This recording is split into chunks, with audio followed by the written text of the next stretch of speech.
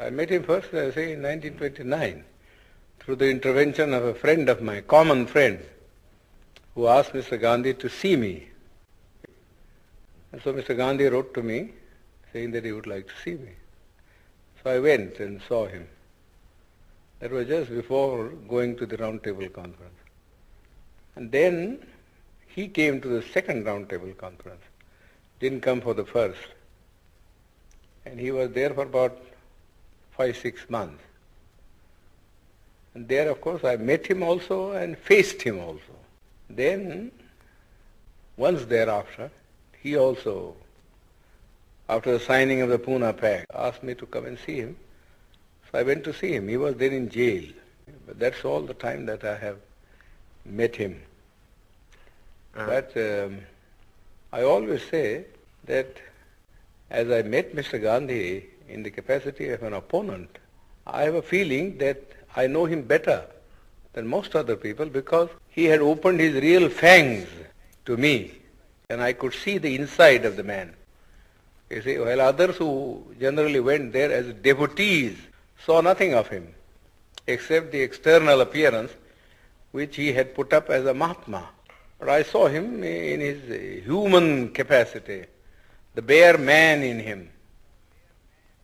And so I say that I understand him better than most of the people who have associated themselves with him can say.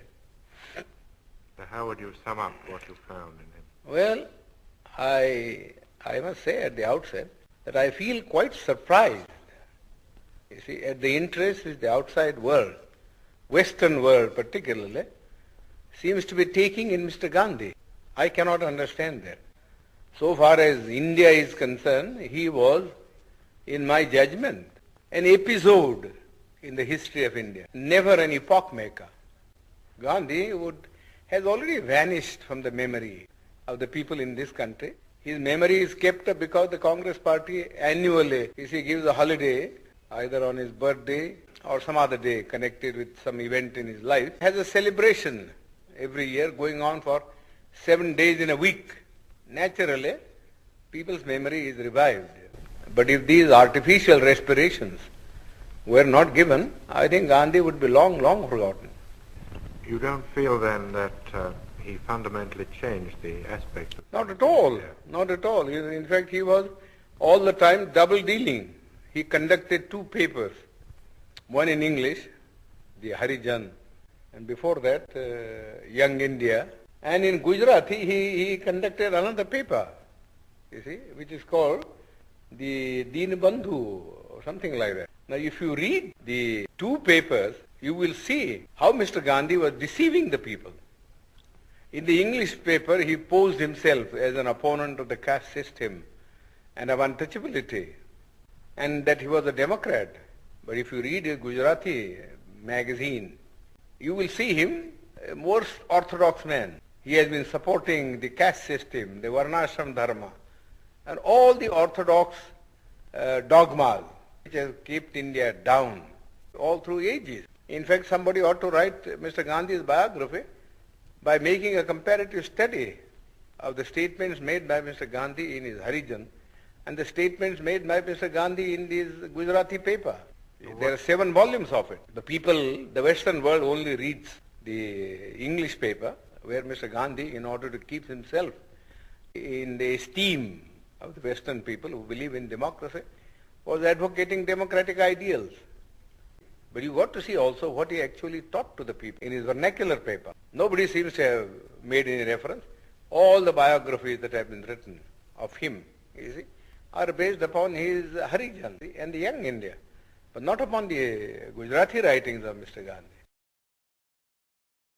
Then what were his real intentions with regard to the scheduled castes in the structure? Well, he only wanted, you see, there are 2 things about the scheduled caste.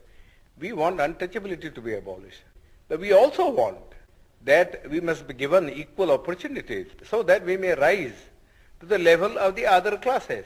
Mere washing off of untouchability is of no consequence. We have been carrying on with untouchability for the last 2,000 years. Nobody has bothered about it. You see, nobody has bothered about it. Yes, there are some disabilities which are very harmful. For instance, people can't take water, and people can't have land, you see, to cultivate and earn their livelihood. But the other things which are far more important, namely that they should have the same status in the country and that they should have the opportunity to hold high offices so that not only their dignity will rise, but also they will get what I call strategic positions from which they could protect their own people. Mr. Gandhi was totally opposed. Totally opposed. He was content with things like temple entry. Temple entry, that was all the thing that he wanted to do. Which is nobody cares for Hindu temples now. The untouchables have become so conscious of the fact that temple going is of no consequence at all. You live in the untouchable quarters, just the same, whether you went into the temple or whether you didn't enter the temple. People, just as for instance, people at one time would not allow the untouchables to travel by railways because of pollution. But now they don't mind because the railways won't make any separate arrangement. But because they travel together in the train, it doesn't follow that their life in the villages vis-a-vis the Hindus has in any sense changed. Whenever the Hindu and the untouchable alights at a railway train, see, they assume their old robes. So you would say Gandhi was an orthodox Hindu? Yes, he was absolutely an orthodox Hindu.